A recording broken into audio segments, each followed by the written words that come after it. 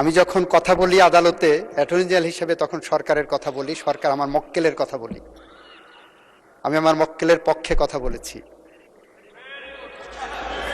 মাননীয় স্পিকার,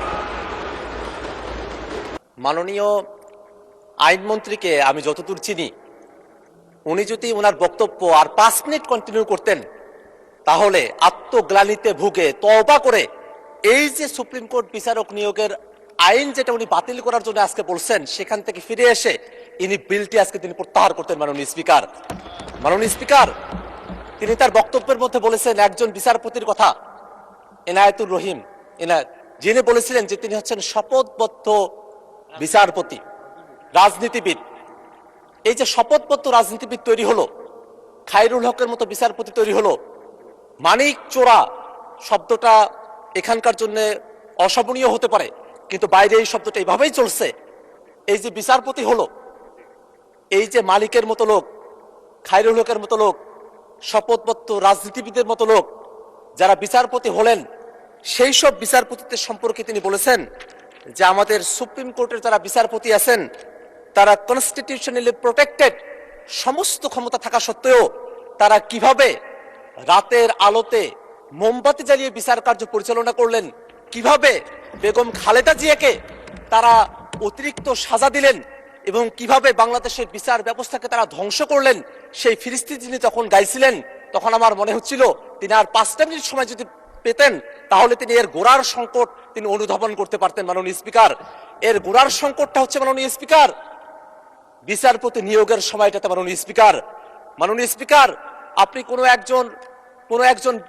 একটা ঘুড়িকে আপনি আকাশে উড়িয়ে দিয়েছেন, সেই ঘুড়ির লাটাই যদি আপনার হাতে থাকে, ঘুড়িকে আপনি যতই উড়ার স্বাধীনতা দেন না কেন আকাশের মধ্যে, সেই ঘুড়ি সেখানেই পাক খাবে। আপনি যখন টান দিবেন তখন আপনার কাছেই ফিরে আসবে। এই বিচারপতি নিয়োগের যে বিধানগুলো বাংলাদেশে আছে অতীতে, সেই বিধানে এই ধরনের একটা পরিস্থিতি তৈরি হয়ে আছে মাননীয় স্পিকার। কারণ এই বিচারপতি নিয়োগের ব্যাপারে সংবিধানের 95 অনুচ্ছেদের মধ্যে বলা হয়েছে বিচারপতি নিয়োগ দেবেন রাষ্ট্রপতি প্রধান বিচারপতির সঙ্গে পরামর্শক্রমে। দেখে খুবই সুন্দর মনে হয় মাননীয় স্পিকার যে বিচারপতি নিয়োগ হবে, রাষ্ট্রপতি নিয়োগ দেবেন, প্রধান বিচারপতির সঙ্গে পরামর্শ করে নিয়োগ দিবেন। এই জায়গায় আবার ঘুড়ির লাটাই বাঁধার সম্পর্কটা কোথায় থেকে আসলো? এখানেই প্রশ্ন মাননীয় স্পিকার।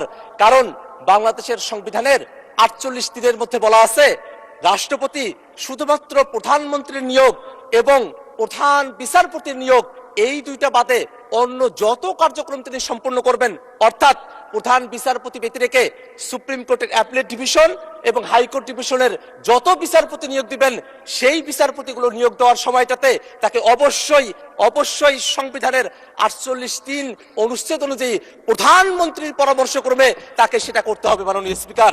এই কারণে 95 এর মধ্যে রাষ্ট্রপতি প্রধান বিচারপতির কাছ থেকে পরামর্শ নেওয়ার যে বিধানের কথা বলা হয়েছে, সেই বিধানটা 48 দিনে যখন যায় তখনই গিয়ে শপথবদ্ধ রাজনীতিবিদের মতো, মানিক চোরার মতো ব্যক্তিরা, ওই হাসিনার দ্বারা তখন তারা বিচারপতি নিয়োগ হয়েছিল।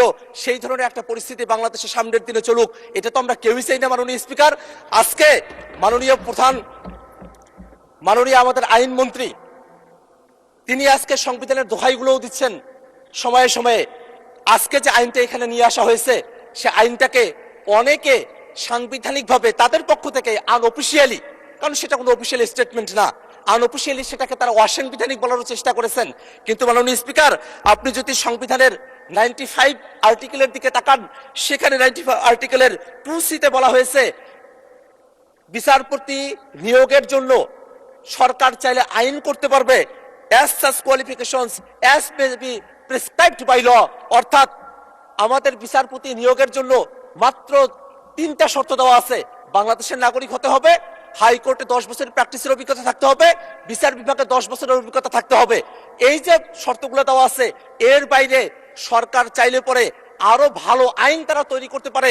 এটা 72-এর যে সংবিধানের 95-এর যে আর্টিকেলটি আছে সেখানে এটা বলা আছে। এই যে অংশটুকু এখানে বলা আছে মাননীয় স্পিকার, এই যে এতগুলো বছর পেরিয়ে গেছে, এতদিন পর্যন্ত বিচারপতি কিভাবে নিয়োগ হবে তার জন্য কোনো আইন তৈরি করা হয় নাই মাননীয় স্পিকার। এতদিন পর্যন্ত সেটাকে ফেলে রাখা হয়েছিল, সেটাকে রাখা হয়েছিল ওই এক্সক্লুসিভলি প্রধানমন্ত্রী যিনি আছেন তার কথা মতো বিচারপতি নিয়োগ করার বিধানের দিকে ছিল মাননীয় স্পিকার। সেইটাতেই অন্তর্বর্তীকালীন সরকার একটা পরিবর্তন নিয়ে এসে তারা বিচারপতি নিয়োগের জন্য আলাদা একটা অধ্যাদেশ তারা করেছেন। সেই অধ্যাদেশের মধ্যে কোনো অসাংবিধানিকতা নাই মাননীয় স্পিকার। এবং এই জায়গায় প্রসঙ্গত একটা বিষয় বলে রাখা প্রয়োজন মাননীয় স্পিকার, এই অধ্যাদেশটা যখন পাশ করা হলো সেই সময়টাতে আমি জানি না বলা শোভন হবে কিনা, আমাদের বর্তমান এই হাউজের মাননীয় ডেপুটি স্পিকার জনাব কায়সার কামাল তিনি একটা রিটের শুনানিতে উপস্থিত হয়েছিলেন। যে রিটটা আমাদের বিএনপির বন্ধুরা তখন করেছিলেন, সেই রিটটা ছিল এই যে সুপ্রিম কোর্টে বিচারক নিয়োগের যে অধ্যাদেশ, সেই অধ্যাদেশটাকে অসাংবিধানিক ঘোষণা করার জন্য, বাতিল করার জন্য একটা রিট। সেই রিটটি যখন হয়, মজার ব্যাপার হলো সে সময়টাতে আমাদের বর্তমানে যিনি আইনমন্ত্রী আছেন তিনি অ্যাটর্নি জেনারেলের পদে ছিলেন। এখানেই দেখার বিষয়টা মাননীয় স্পিকার, আমাদের আজকের যিনি ডেপুটি স্পিকার আছেন তিনি এটা বাতিল করার জন্য বলছেন, আর আজকে যিনি আইনমন্ত্রী তার দপ্তর অ্যাটর্নি জেনারেল দপ্তর তখন এই আইনের পক্ষে দাঁড়িয়েছিল।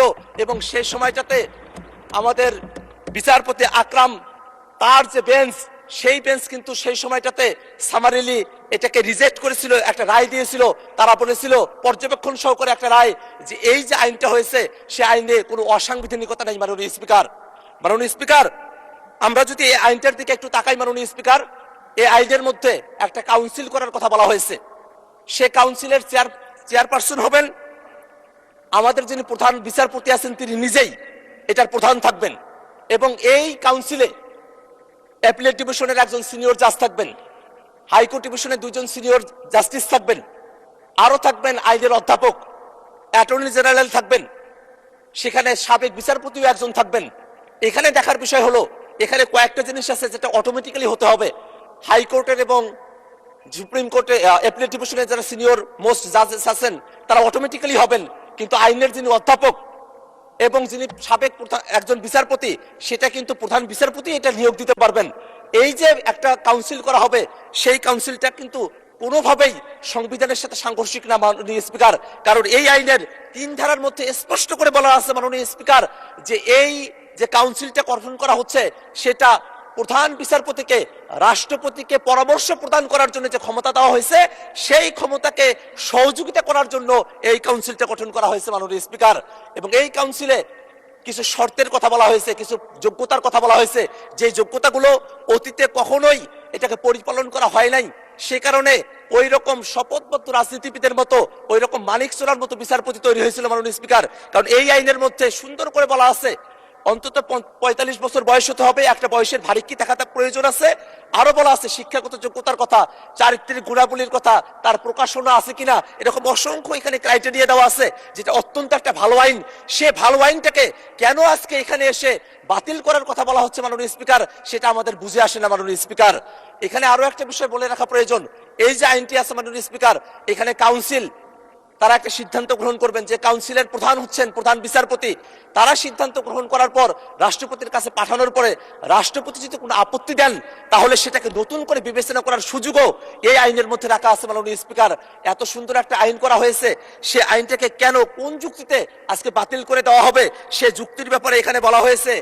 যে রহিতকরণ বিল সে যুক্তির মধ্যে বলা হলো তবে রাষ্ট্রের সর্বোচ্চ বিচারালয়ের স্থায়ী আইনগত কাঠামো নিশ্চিতকরণ এবং অধ্যাদেশটির বিধানাবলী অধিকতর যাচাই বাছাইয়ের লক্ষ্যে এই যে স্থায়ী কাঠামোর কথা বলা হচ্ছে, সেই স্থায়ী কাঠামোটি মাননীয় স্পিকার ওই 71 সালের স্বাধীনতার পর পর্যন্ত অন্তর্বর্তীকালীন সরকারের আগে পর্যন্ত স্থায়ী কাঠামো ছিল না।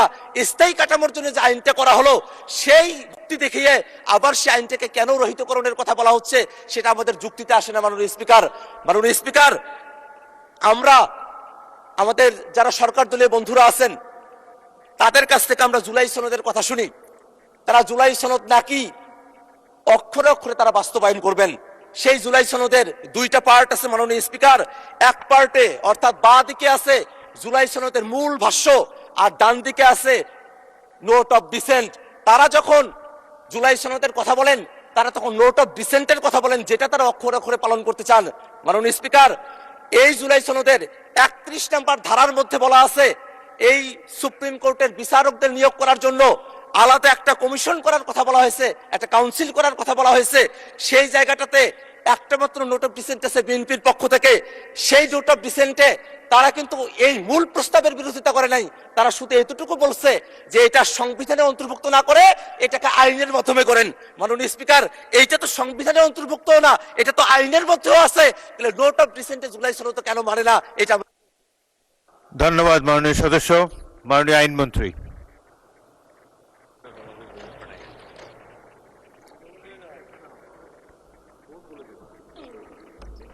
মাননীয় স্পিকার, মাননীয় সংসদ সদস্য এতটাই হাইপার ছিলেন যে আমি এই প্রস্তাবনাটা উপস্থাপনের আগেই উনি লাফ মেরে দাঁড়ায় গেছেন বিরোধিতা করার জন্য। এইটা ইট ডেমনস্ট্রেটস যে বিরোধিতা করতেই হবে। মাননীয় মন্ত্রী, মাননীয় speaker, let us be respectful to the members of the opposition bench. My lord, মাননীয় স্পিকার, মাননীয় স্পিকার, মাননীয় সংসদ সদস্য যে বক্তব্য দিয়েছেন বিচার বিভাগে সুপ্রিম কোর্টে রিক্রুটমেন্টের বিষয়ে যে প্রশ্নবোধক চিহ্ন আছে, থিওরিটিক্যালি আমি বক্তব্যের সাথে একমত। এই বিচার বিভাগের সুপ্রিম কোর্টের নিয়োগের ক্ষেত্রে এমন নিয়োগ হয়েছে অতীতে, বিশেষ করে গত 17 বছরের মধ্যে ফ্যাসিস্ট আমলে, যে নিয়োগে পার্টি ক্যাডারদেরকে বসিয়ে দেওয়া হয়েছে, যে নিয়োগের মাধ্যমে বিচার বিভাগকে কলঙ্কিত করা হয়েছে, যে নিয়োগের মাধ্যমে খায়রুল হকের জন্ম হয়েছে, যে নিয়োগের মাধ্যমে আমার বাংলাদেশের মানুষের হৃদয়ের হৃৎপিণ্ড সুপ্রিম কোর্টের বাংলাদেশের প্রধান বিচারপতির বাড়িতে আক্রমণের পরিবেশ তৈরি হয়েছে। আমরা তাই চাই সেই নিয়োগ প্রক্রিয়াটা আরো স্বচ্ছ হোক। আমরা চাই সুপ্রিম কোর্টে ভালো বিচারপতি নিয়োগ হোক। আমরা চাই সুপ্রিম কোর্ট মানুষের ন্যায় বিচারের আস্থার জায়গা হয়ে উঠুক। আমরা চাই বাংলাদেশের বিচার বিভাগ পৃথিবীর ইতিহাসে অনন্য উদাহরণ সৃষ্টি করুক। সেটা চাই বলেই এই আইনটাই যে ডিফেক্ট আছে সেটা আমি বলবো অধ্যাদেশে। উনি বলেছেন আমি অ্যাটর্নি জেনারেল হিসাবে ওই সময় এই আইনকে ডিফেন্ড করেছি। মাননীয় স্পিকার, আমার যতটুকু জানা আছে, আমার মাননীয় সংসদ সদস্য লয়ের স্টুডেন্ট হিসাবে ওনার এইটুক জানা দরকার, একজন আইনজীবী, অ্যাটর্নি জেনারেল একজন আইনজীবী, রাষ্ট্রের আইনজীবী, সরকারের ব্রিফ ক্যারি করেন, ইনস্ট্রাকশন ফলো করেন। আমি যখন কথা বলি আদালতে অ্যাটর্নি জেনারেল হিসেবে, তখন সরকারের কথা বলি, সরকার আমার মক্কেলের কথা বলি। আমি আমার মক্কেলের পক্ষে কথা বলেছি। মাননীয় স্পিকার, ওই সরকারের পাবলিক পলিসি হলো, প্রত্যেকটা ল হলো একটা পাবলিক পলিসি। ওই সরকারের পাবলিক পলিসি ছিল এই অধ্যাদেশ জারি করা।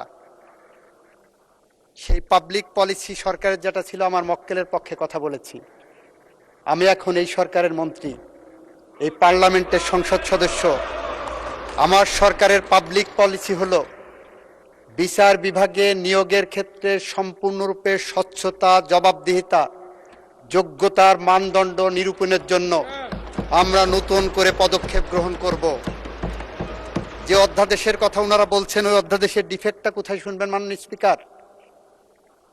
উনি আর্টিকেল 95(2)C পড়েছেন। 95(2)C-তে বলা হচ্ছে যে বিচারক নিয়োগের ক্ষেত্রে পার্লামেন্ট আইন পাশ করতে পারবেন, অ্যাবসলিউটলি। কিন্তু 95(1) পড়েননি উনি। 95(1)-এ বলছে বিচারক নিয়োগের ক্ষেত্রে প্রধান বিচারপতির সাথে পরামর্শক্রমে রাষ্ট্রপতি নিয়োগ দেবেন। তাহলে প্রধান বিচারপতির সাথে পরামর্শক্রমে যে আইনটা করা হয়েছে, এখানে প্রধান বিচারপতির সাথে পরামর্শক্রমে জায়গাটা কনস্টিটিউশনালি ফিট করছে। আর্টিকেল 98টা পড়েন মাননীয় সংসদ সদস্য। 98-এ কিন্তু এই কথা বলা নাই, প্রধান বিচারপতির সাথে পরামর্শেরও দরকার নাই। অস্থায়ী বিচারক নিয়োগের ক্ষেত্রে প্রধান বিচারপতির সাথে পরামর্শের কোনো প্রয়োজনও নাই। 98টা দেখেন কনস্টিটিউশনে, সেখানে বলা হচ্ছে সরকার রাষ্ট্রপতি নিয়োগ করবেন অস্থায়ী ভিত্তিতে। আমাদের কথা হলো উনি আর্টিকেল 31 পড়লেন। কিসের আর্টিকেল 31? জুলাই সনদের।